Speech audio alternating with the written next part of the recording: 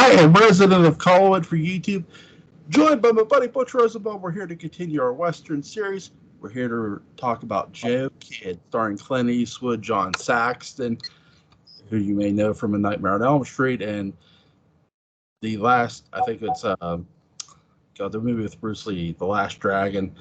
But they're... No, it's not The Last Dragon. Bruce Lee didn't make The Last Dragon. Oh, that's Enter the Dragon. Enter the Dragon. Sorry, I knew I would get one of those wrong.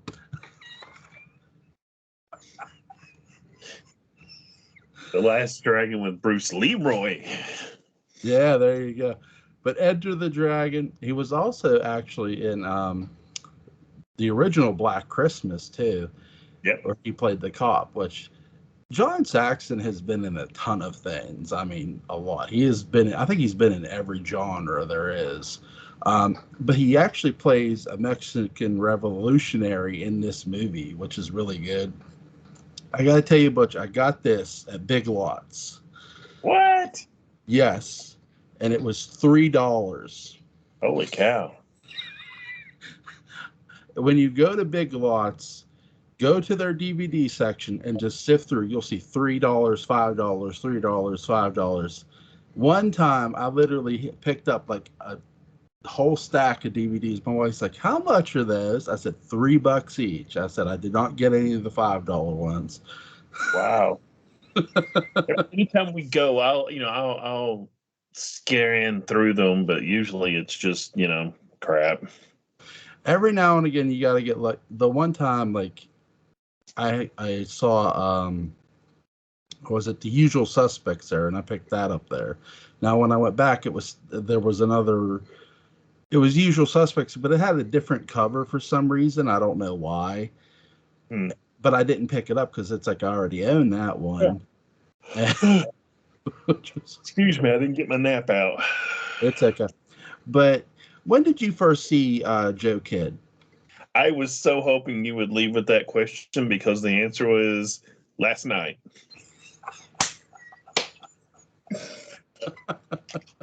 I was aware of this film. I'd seen it on TV a few times, and it's the kind of film that you really need to come in and watch in, linearly. It's not something you can just go in and out of like some kind of films.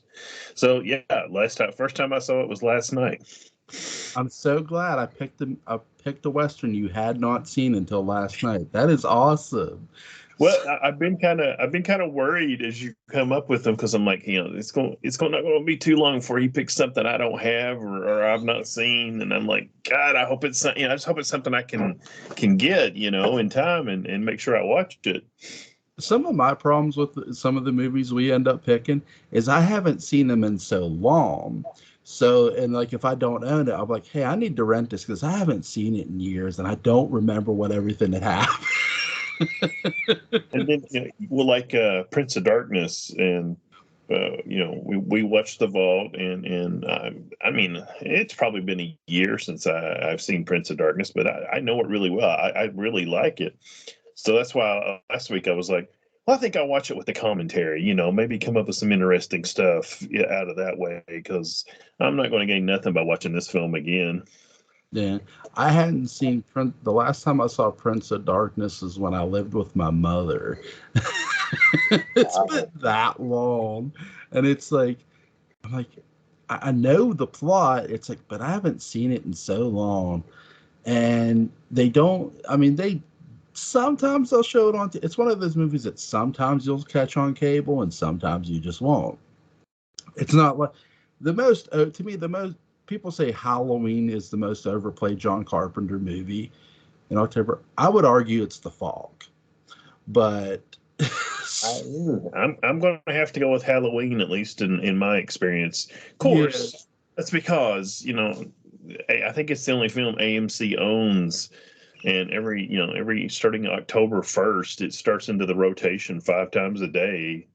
Yeah, they're killing it by showing like horror like all 31 days, and then they're playing the same thing like every. I told a friend of mine, I said they need to get a bigger library to do that with. Well, they used to.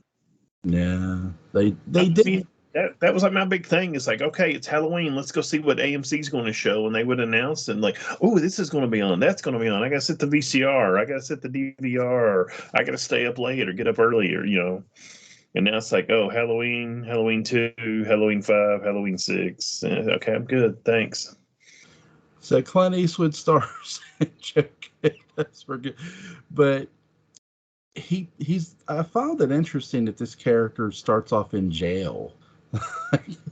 And when I saw this movie, I was a teenager at the time. I had seen it at my grandfather's on AMC when AMC actually showed goddamn westerns all day on a Saturday. But so that's what I was shocked at when I watched it then, and still now, because when I first watched this when I was younger, I had not seen the outlaw Josie Wells yet. So here he's playing a character who's in jail. I'm thinking, well, is he an outlaw? Is he in some kind of trouble? And they answer that real quick in this movie. I like how the guys antagonize him, like, oh, you want your food? You want your food? Oh yeah. And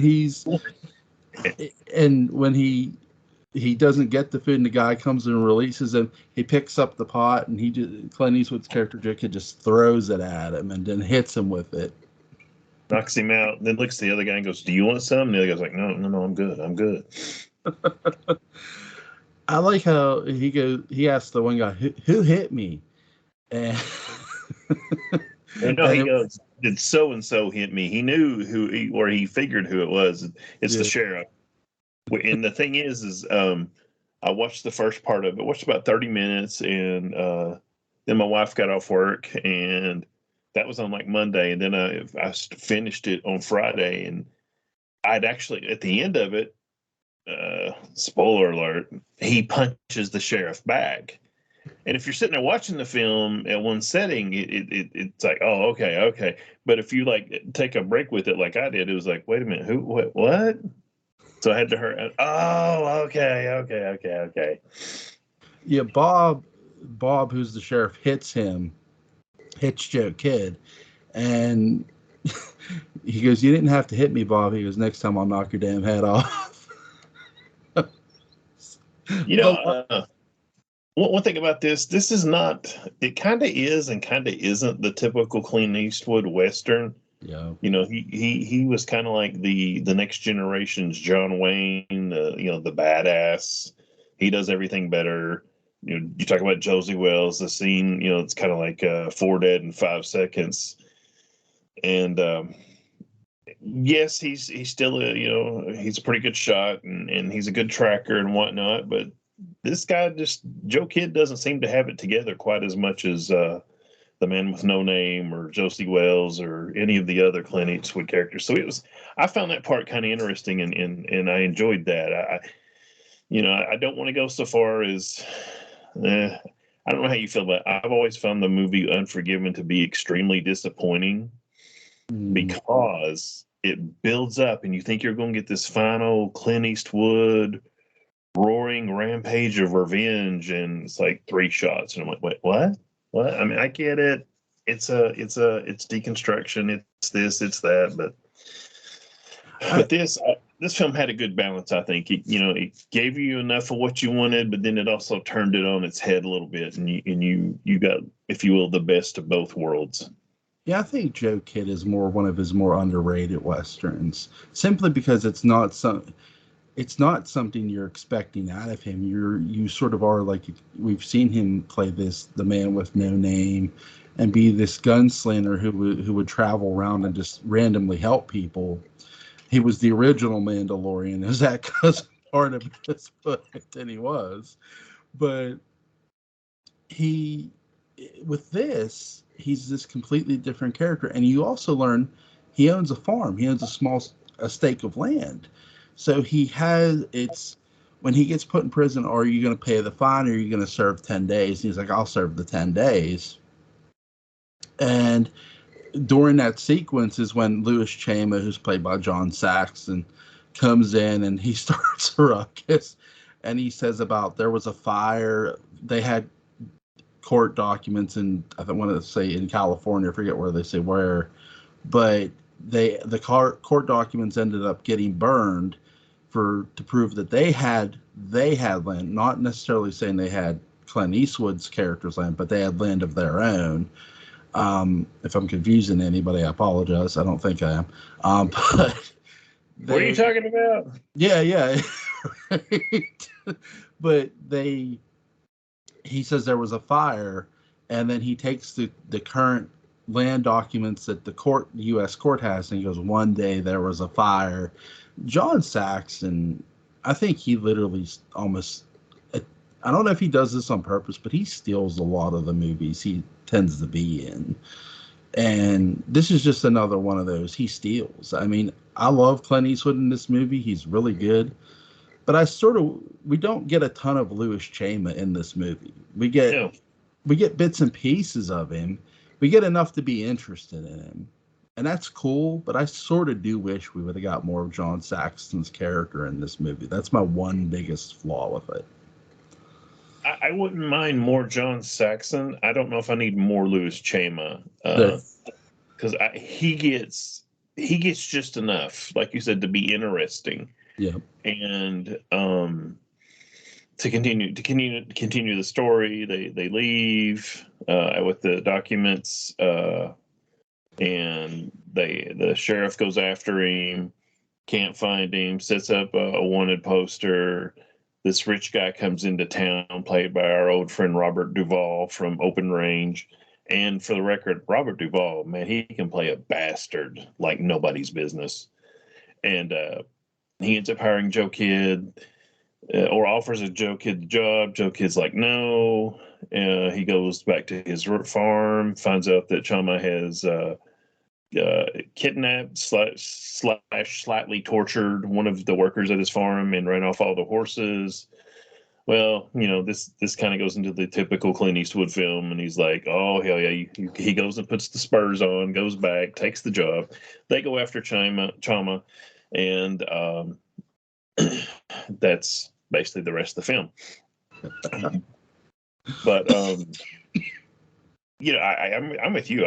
John Saxon, he's a great actor, and I enjoy. I don't think I've ever seen him put in a bad performance, other than maybe when it was badly written and he was just doing what he could with it. But yeah, he's interesting. And one thing I really did like, what is I think it's not High Plains Drifter. It's the other one. Yeah, okay. It is High Plains Drifter then.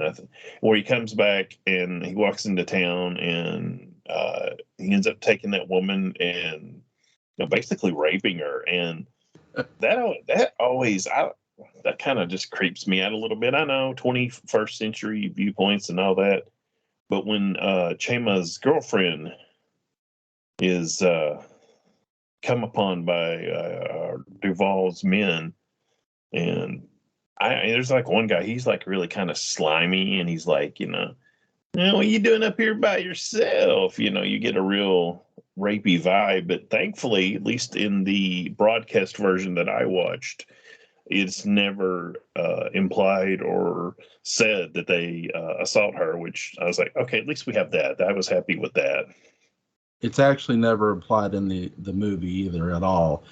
If you ever buy the DVD, like I don't know how many versions of this movie there are, but if you buy the Blu-ray, the one I bought, it's not implied there. But I love what Clint Eastwood character says to her. He goes in and kisses her, and then when he walks out and talks to Robert Duvall's character, and then comes back, he goes, he's going on a hunting trip. I'll be back. Yeah, it's Robert Duvall's girlfriend or companion, whatever you want to call her.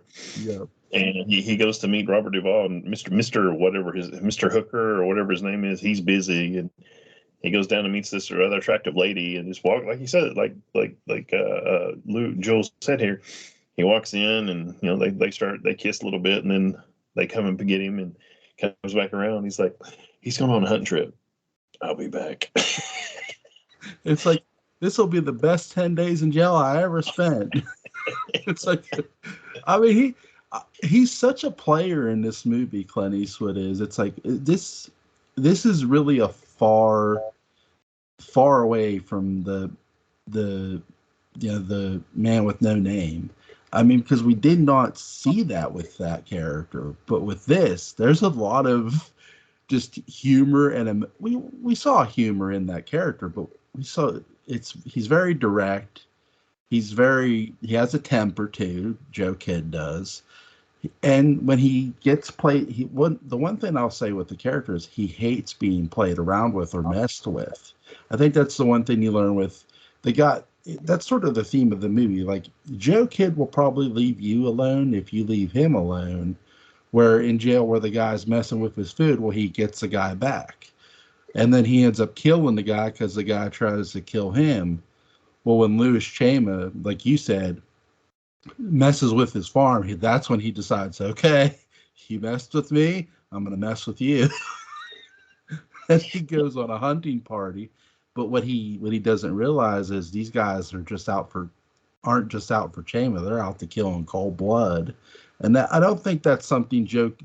The one thing I take away is Joe Kidd's character was not out to kill innocent people. Right. You know, and Robert, like you said, Robert Duvall can play a mean bastard villain. If you want to see another villain of his, for those who are going to watch this, go watch the original True Grit. He plays the villain in there too, and I mean, he's not. I'd say he's a tad meaner in this because he's more the focused. Because there's more than just like in the True Grit where there's more than one villain. There's more that he's got a gang of people with him. Robert Duvall's character does in Joe Kidd. What did you think of his posse, so to speak? Well, I tell you what's funny, and pardon me while I grab my phone so I can get the guy's name right. Mingo? No, it is Paul Coslow. He plays Roy Gannon. He's the guy with the kind of crazy hair. And I kept looking at him going, he sure looks familiar. It turned out he was the med student in the Omega Man with Charlton Heston. So this guy's made a movie with Charlton Heston, Clint Eastwood, and God, Robert Duvall. I'm forgetting names. It must be getting late. You know, this guy's been around. I think, now to move more, I wanted to mention that real quick. To move more about what you were asking, they come across as the kind of guys that get by on their reputation, especially the guy with the little Broomhauser. I think that's what they called it, because I saved that because there's some really interesting guns in this movie. And I was telling my wife, I said, hey, that looks just like the gun, or a lot like the gun that Lee Von Cleef used in Good and the Bad and the Ugly. See, it's a C96 broom handle Mauser. So I ran them all together. Nice. It's basically, it looks like a little handgun, like a Luger, and then it's got this rifle stock, and it's kind of funny how what Clint's character ends up doing with it. But he there's one part he's like, he starts to put down the window and he's going to like shoot, and Robert Duvall's like, put the window up. Yeah. So I mean, these guys all know what they're not hunters, but they're killers, and I always got the impression they were more like back alley brawlers, if you will, as opposed to fighters straight up. They're more likely to shoot you in the back, or the guy with the sniper rifle, or these aren't Clint Eastwood types coming up and there's three of you and one of him, and somehow he's going to win with the 6-gun. No, the one thing I like too is Joe Kidd. It's mentioned that he was a bounty hunter prior to owning land, so that's why people want him to go out and hunt these people down, is because he used to do it. And he knows the land as well. I'm with you. I love Robert Duvall's gun that he pulls out, because everybody's got like these you could tell they're not there to hunt game. Right. But I think that Joe Kidd does not. Clint Eastwood's character, Joe Kidd, does not need to tell you these people are not here to hunt game. You can determine that all by yourself with the firepower they have. It's like they're. It's not that they're expecting trouble; they're looking for it. Oh yeah, they're like, yeah. For those of you that aren't familiar, the IMFDB, the Internet Movie Firearm Database, is what I'm looking up. What Duvall has is a Savage 99, Nice, and nice. I mean, yeah, this is not a rabbit rifle, if you will. I mean, these are men killing. These are not the kind of guns you go out and the dude with the sniper rifle, Don Stroud. Yeah. Um, these are not guys going out. You know, you can maybe argue the sniper rifle because he talks about wanting to get a mountain lion, though he calls it a mountain cat. I think's what he says. Yeah. But no, these are not guns to go hunting with. They're going out to kill, and I don't know that it seemed to me that it was incredibly obvious once they got to the village and Duval looks at Joe Kidd and goes, "You're fired. Put him in there with the other people." It's Yeah. like, did anybody not know this wasn't coming? I sort of wondered what they were going to do with him because it's like, is he going to turn on them first or they turn on him? Well, he takes them to the village, and like you said, you're fired. And when I first watched this way back, and when I go back, I always wondered what they were going to do with the guy with the sniper rifle. How are they going to get him to use that against Joe Kidd? And I love what they do. They set him up in the high mountains, if you will, or high rocks, and they have him shooting at them, trying to make it back to town. I love this little standoff here. He's pinning a bunch of people down, and he's a crack shot. He knows what he's doing. And it's a really cool scene. I do sort of wish they would have given Joe Kidd and Louis Chavis some more cover other than like open brush, because that's not really cover. But It's also like, they are at the edge of his range, obviously. yeah, you're right. They're just outside his. They're just right outside his range. But he's still trying. What I like is his tenacity. He's still trying to get him. And that's where Joe Kidd, Clint Eastwood's character, he attaches a scope and he aims and bam, right in the heart and knocks him off. I think that's my favorite scene in this movie. It's a great little, it's not quite a gun draw, a duel, if you will, but it's the closest thing to a duel in this movie that we get, I think. Yeah, pretty much. I wanted to look it up real quick. Let's see. Clint uses a Canadian Ross model 1910 with Nice. and then the sniper we keep talking about. The character's name's Mingo. He uses a Remington King Deluxe Sporter rifle. But yeah, you know, it's two things that just came out that you reminded. One thing I wanted to mention, and you made me think of, when they talk about Joe Kidd's background towards the beginning of the film, for some reason I flashed back to Hang 'em High, and I kind of felt like this was a sequel to Hang 'em High without being a sequel to Hang 'em High. It's not really, but I like, because I really like Hang 'em High. That was one of the first westerns I remember watching. That, you know, that sound, the hanging sound, the trapdoor sound. I remember being a kid, and it was July 4th or Memorial Day or something, and maybe around 1980, and my dad watching it, and we were all trying to sleep, and you could hear that all night long. You want to talk about like a who's who of who's in that movie? Pat Hingle plays the hanging judge. Ben Johnson, who was in your favorite movie, The Wild Bunch, he's in that movie. I mean, Alan Hale Jr., aka the Skipper. yep. I mean, they literally put a good cast in that movie. And in that movie, what's really different is Clint Eastwood's character in that movie was a marshal at one point in time. He was a lawman. So he says, and he's got this cattle. Well, this posse rides up upon him, and he goes, "Well, I have a bill of sale." And before they look at the bill of sale, they sort of beat him up and start to hang him, and they got him in the noose, and they said, well, let us see the bill of sale.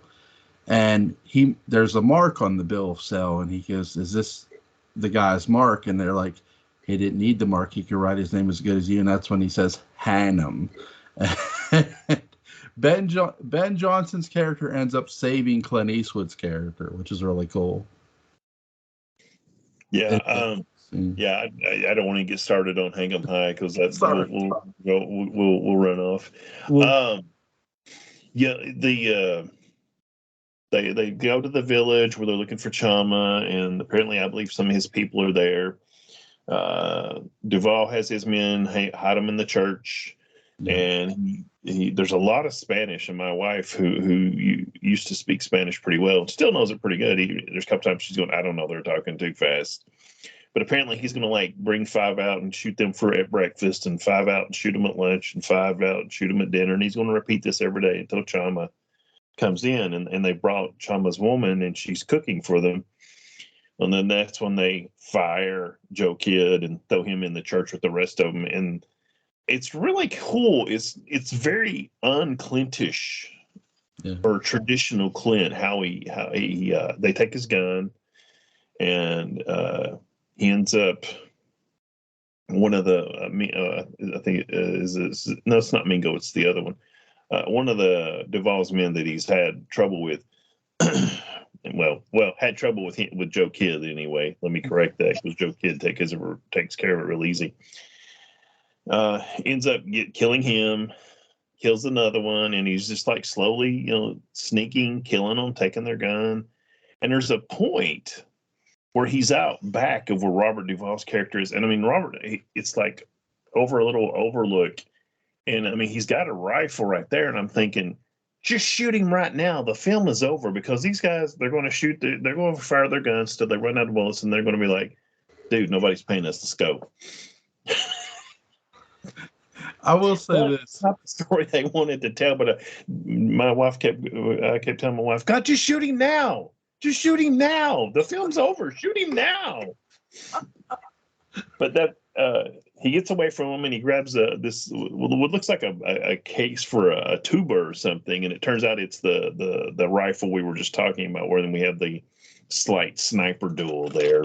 Yeah. But I always thought that was really interesting, because usually it's just, Clint is faster on the draw than everybody, a better shot than everybody, stays cooler than everybody, and that's how he wins. And that is really not the case here. He's smart, and he knows what he's doing, and he has some luck. Yeah, I'm not saying that, but it's not the usual Clint stuff. That's what I was saying earlier. This is not the usual Clint story, though it kind of is.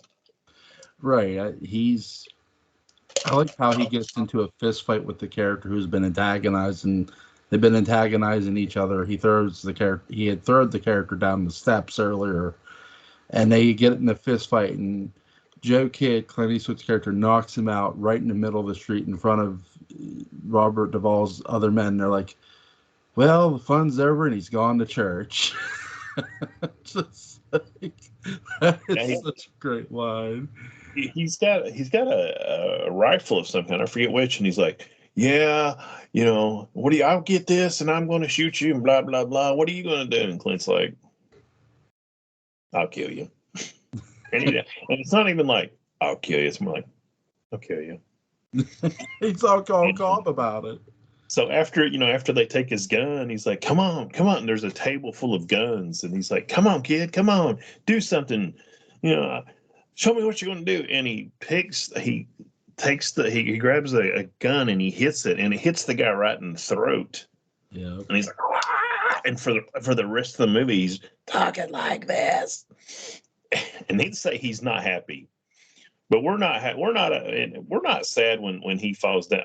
He goes up into the church tower to keep an eye out for Chama, and to paraphrase the Dirty Dozen, he slips on some soap and unfortunately falls to his death. Thankfully, nobody notices it, though. Yeah, I like how Clint Eastwood's character, the father, he asked the father earlier, do you have a gun? And I think he just gets Joe Kidd's gun from the table. It sure looks like it. And he's like, I don't know if this gun works. And Joe Kid's like, yeah, it works. It works. Joe's asleep or resting, and the priest comes up, and Joe wake up, and he's handing him the gun, but it's like pointed straight at Joe. So I was trying to get my camera there. He's like, I got this one. I don't know if it works. He's like, yeah, it works. It works. Like, could you imagine? Like, the father's gonna cap somebody. Padre Kappa. That's it. But he gets his gun and he starts loading it, and he goes up to the tower, and the guy's walking back and forth, and there's the trap door, and he pulls down the trap door as he's walking over, and he falls right down, and the father's like, he's dead. I believe it. Jesus. Right after that, there was something I thought was odd. He's like, send me up his gun and his hat. Well, I thought the Padre would just, maybe put the hat on and hold the gun and climb up this ladder. And he's like, he ties him to the church, the rope for the church bells. And the way I was like looking at like, how you want to tie that gun? And I Hollywood magic, I guess, because it was just like, that's going to fall the second you let that go. And I noticed that there's a really quick edit right there, so I'm pretty sure it probably did.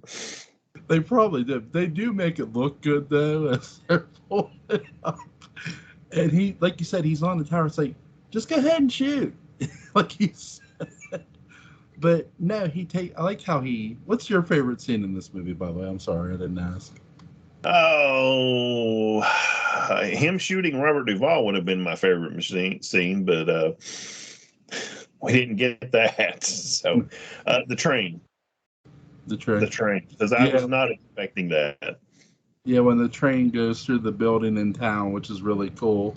When he's up on a tower, he takes the water pail and he's swinging it back and forth, and he knocks the guy in the head and knocks him unconscious. It's like, Jesus. It's like Clint Eastwood's going to stealth kill everybody in this movie, but no, he doesn't.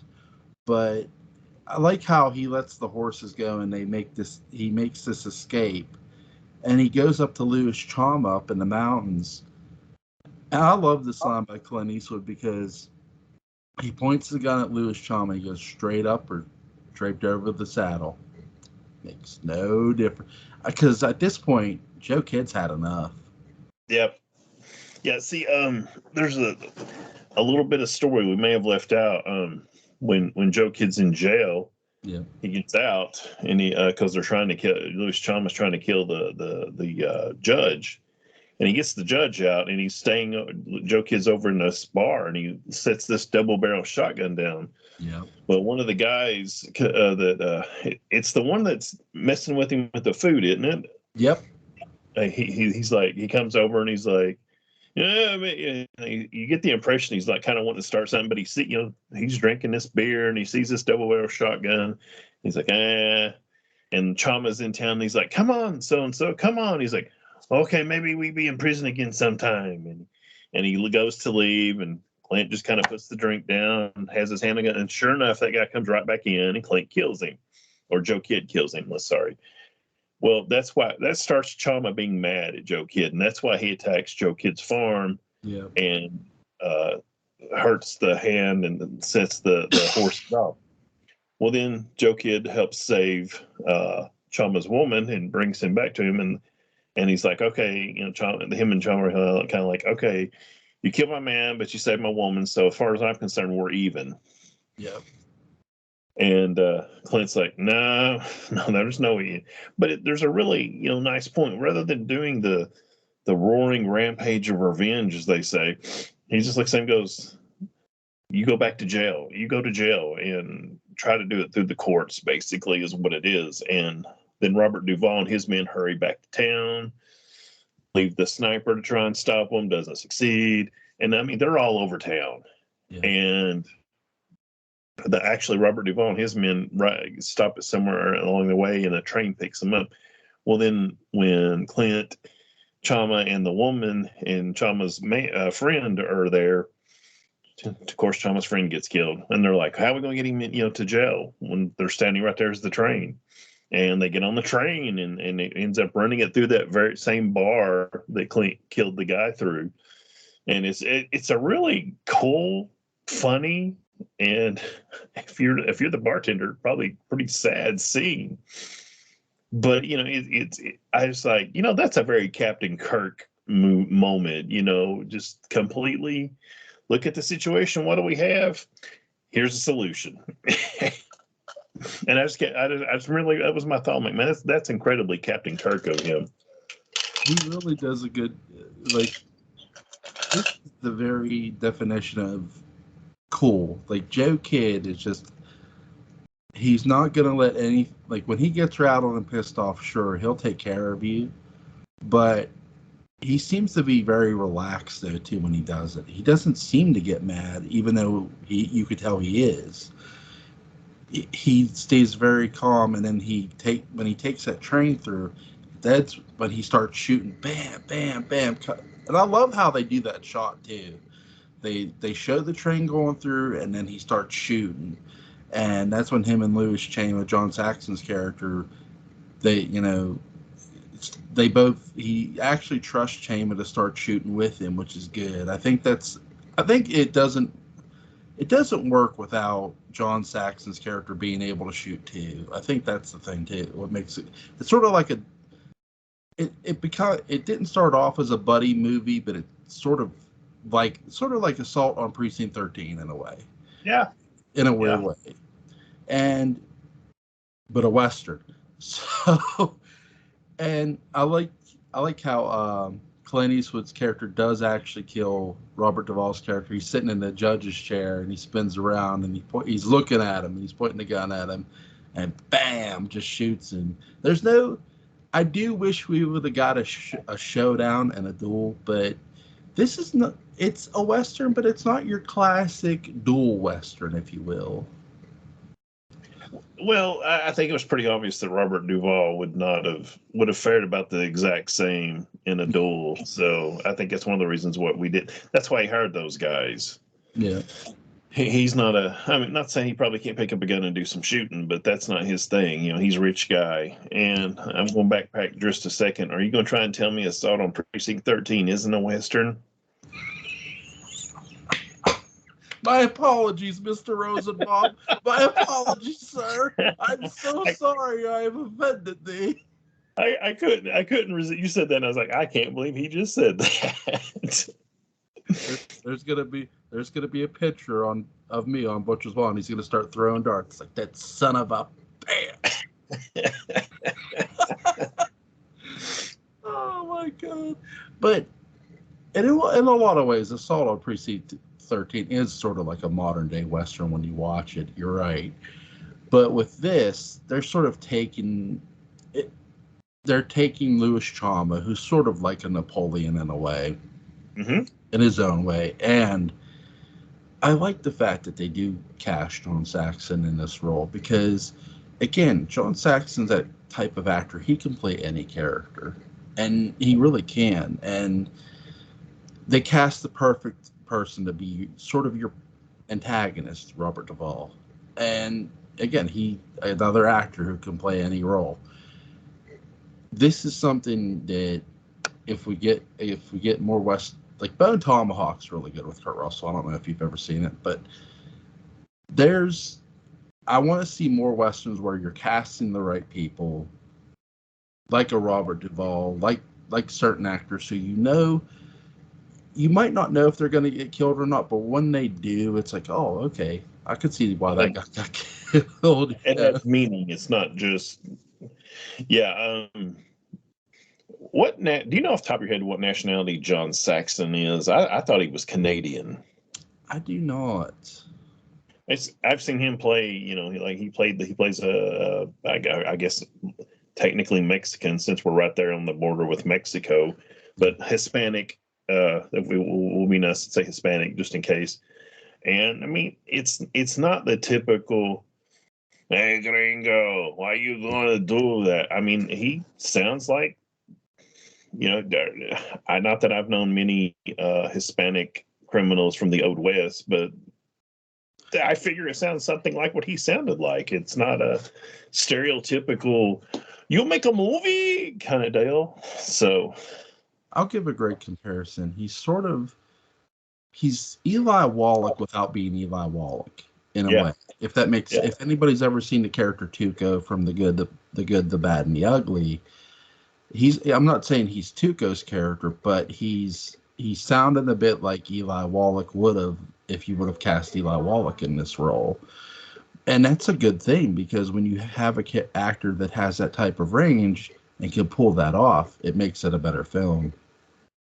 Yeah, you talk about Robert Duvall. I meant to mention this when we talked about Open Range. I for a while, I've thought that Robert Duvall would make a great Commissioner Gordon in a Batman film. I mean, you can tell this guy used to be a badass, and he knows what he's talking about and what he's doing. This isn't just some guy who liked into the position. So this would be somebody that Batman would be friends with. Yeah, he would have made a great Commissioner Gordon. I agree with you. I'm trying to think of I misplaced the actor's name who I would have had for a Detective Joe Cardona if they ever did another Shadow movie. But who's if he were younger, that is, would have been, because he's Italian, would have been Stallone.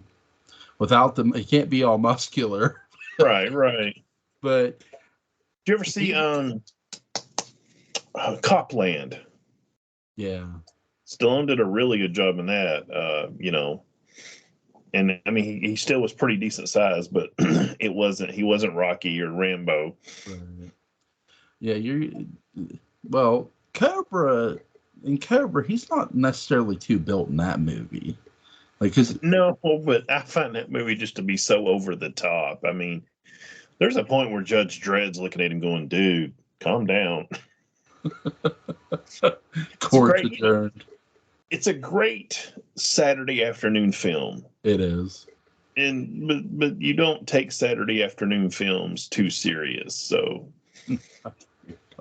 Cobra is a good movie to watch. It's really entertaining. You will not be bored when you watch it. No. And you might go, oh my God, really? Again, that's the thing too. Like, the real messed up thing about Cobra is actually when Paramount was originally doing Cobra, Stallone saw they weren't making Cobra. What they ended up making, starred Eddie Murphy, was Beverly Hills Cop, and Stallone left and made Cobra any damn way. So that's sort of the brief history of Cobra. Yeah, it's really weird that happened. I mean, he's watching them not make the movie he wants to make, and he just, see ya, bye. He just leaves. And could you imagine Beverly Hills Cop with Stallone? No. Well, here's the thing. He was funny in Stop or My Mom Will Shoot. He could do comedy. I mean, I think you'd have to maybe tone it down a little bit. Not quite as, Eddie Murphy at the time, but like the bananas up the tailpipe. Yeah, I could see him doing that easy, Right. I could see him taking two cops inside a club. Like, oh, hey. And I would pay money. The scene where he goes to, I'm sure it's probably somewhat offensive, but I forget what he goes in and he's like, oh, is Mr. So-and-so, Eddie Murphy does, he's like, is Mr. So-and-so here? I just want to tell him that I have herpes simplex 10, and if things start falling off, and I'm probably incredibly offensively, insultingly stereotypical homosexual, but to have seen Stallone do a version of that, Right. I don't want to see this. I just don't want to see the same film with Stallone talking, I've got herpes simplex 10. Let him put his spin on it. Yeah. Which I think the perfect way would be for him to go, well, if you'll tell Mr. So-and-so that I have tested positive for herpes simplex 10. Yeah. He needs, let him just do it straight. Pun not intended, but I'll accept it for now. And I think it would have worked. But man, we're getting totally off the track here. We are. The Just host like always. The host allows such dastardly things. But what are your overall thoughts of this movie of Joe Kidd? It's probably not one of his best, but it's good. Yeah. It's like I said, it's a typical Clint movie by not being a typical Clint movie. It has some interesting changes to it. I'm in the group that enjoys watching Clint Eastwood movies, but no, the Clint probably doesn't have the widest range in the world. No. But this is a pretty good range. Like you said, he plays a little bit of a player, and he has the farm, and he used to be a badass. It's like he used to be a badass, and now he's a kind of a drunk farmer, which he's okay with, but he still has some badass in him without going to the extreme of like Unforgiven, where it's like, oh, that used to be me. I swore that off, and all that kind of stuff. So I like it. It's probably not in the top tier, but I would definitely put it right under that. On a 1 to 5, it's definitely a 4. Yeah, it's very entertaining, and to see Clint Eastwood play a different type of character than what we've seen him play in other westerns, whether he's playing the guy who's carrying the gun who's seeking vengeance, or just justice, or playing the man with no name. This is a character who did have, like you said, had a lot of range, and he nails it. I mean, he just easily nails it, and it's so fun to watch him and John Saxon play off each other. What little scenes they do have together, from a speaking sense. Now they do have scenes together where they're shooting and stuff, but all this, and him and Robert Duvall's chemistry is really good too. No surprise, Robert Duvall always brings out the best in his people he's working with. I mean, so it's always fun to see Robert Duvall in a Western, whether it's this or Open Range, or if you want to look at the miniseries Lonesome Dove. Again, really, really good stuff. But yeah, I'm with you.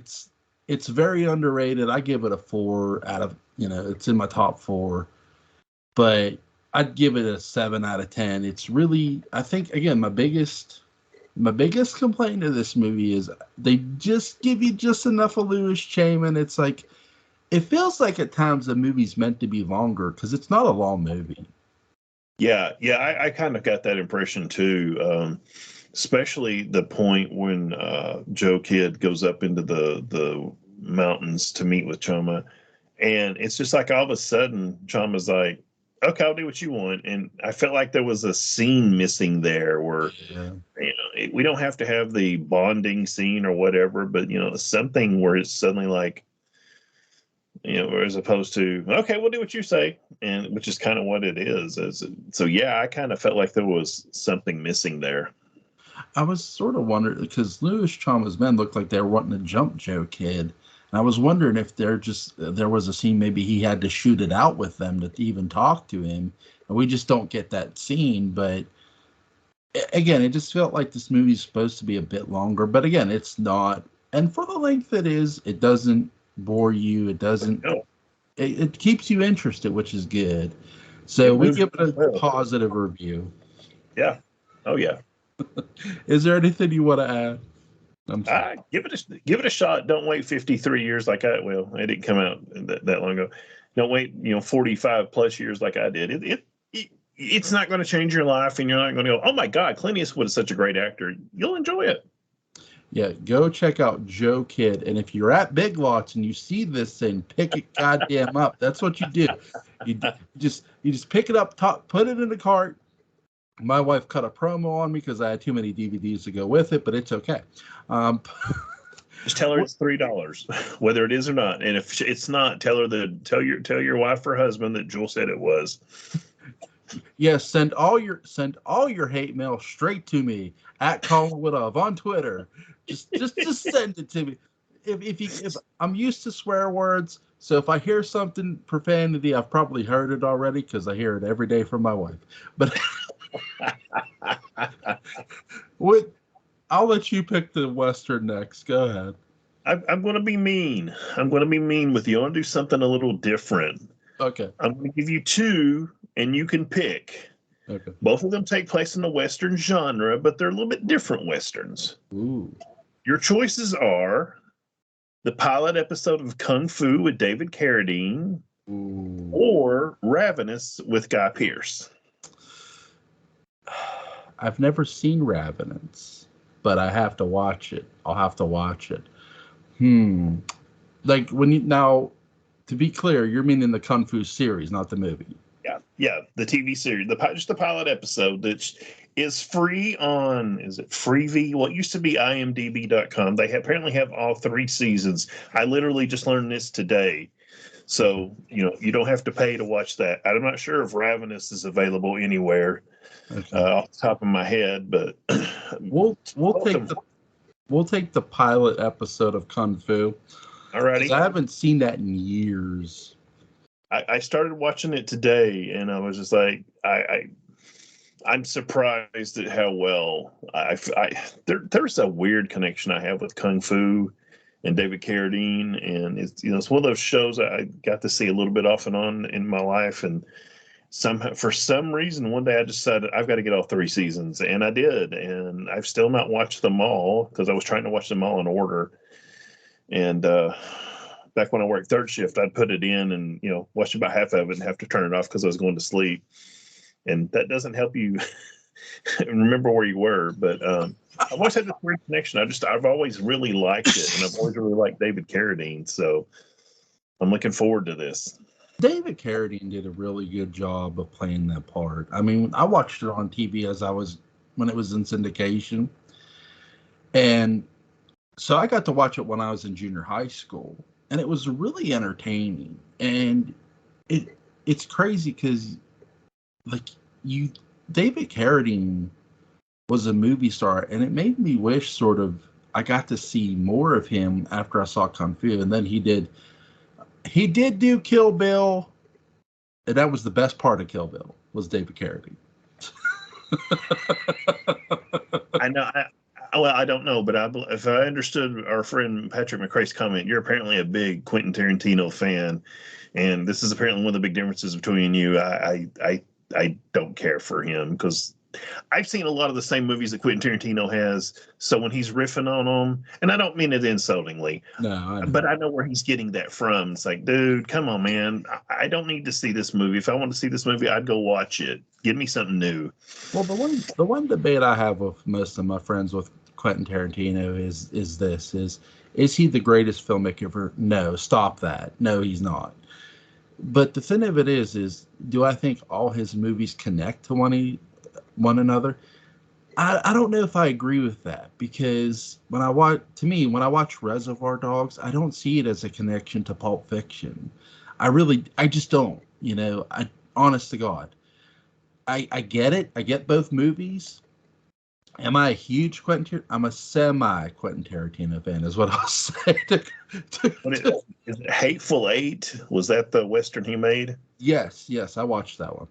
Does Hateful Eight take place in the same universe as Jackie Brown? No. And that's, again, he makes movies that he tries to give these weird messages in, or weird subliminal messages, and it's like, and then again, I love my friends, and they try to tell me, well, all these movies, some of his movies connect to it. I'm like, if you see that, great. I don't. Like, I'm not saying they say From Dusk Till Dawn, but I've heard people say, well, Pulp Fiction connects to Reservoir Dogs. I'm like, it does? I've seen them. I don't think. Seems like there's like one minor character who's in both films or something, and it's like, okay, if you say so. Yeah, it's something like that, and it's like, what was that Godzilla movie that Jar Jar Abrams made? Cloverfield. There's a drink that he puts in all of his films. Well, he also has it in his first Star Trek film, aka Star Trek 11, because there was 10 before that. Does that mean that Cloverfield happened in his Star Trek universe? I mean, because you've got this, it's like, I think sometimes it's just a trademark or something they like to win. So they and their fans go, oh yeah, this was directed by so and so, and people put a little too much emphasis on it. I will say that to me, his most underrated is the Django Unchained. I will give Jamie Foxx a lot of credit because he sold his ass off, and Leonardo DiCaprio. Good, strong actor in his films, in my opinion, and a lot of his earlier films, he got lucky with some good actors. Yeah, and some of his later films, I don't think he was quite as lucky, because when Kill Bill was announced, I was like, I was hoping, I was almost praying that David Carradine would have the career renaissance that John Travolta did with Pulp Fiction, and unfortunately, that just simply didn't happen. And I was and not that I blame Quentin Tarantino with it, but I was just very disappointed that didn't happen. He passed away not too long after that, didn't he, Carradine? A few years, but Yeah, I remember watching David Carradine, one of my favorite shows on History Channel, Wild West Tech, that his brother took over for. I love the episode where they flip over to him taking over.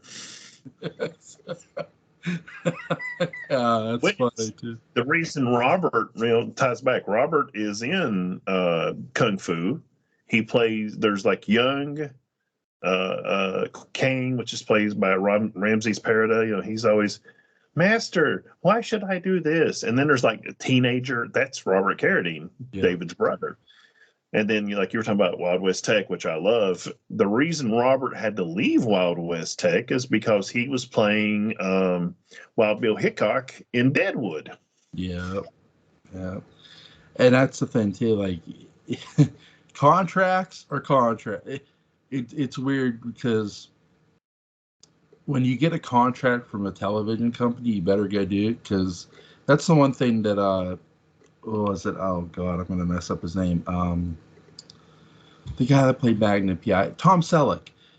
He was initially cast as Indiana Jones, and NBC called his contract like, "Hey, you got to come film this pilot," which was Magnum PI. And by the time they wanted him to come film, well, they were starting shooting Indiana Jones.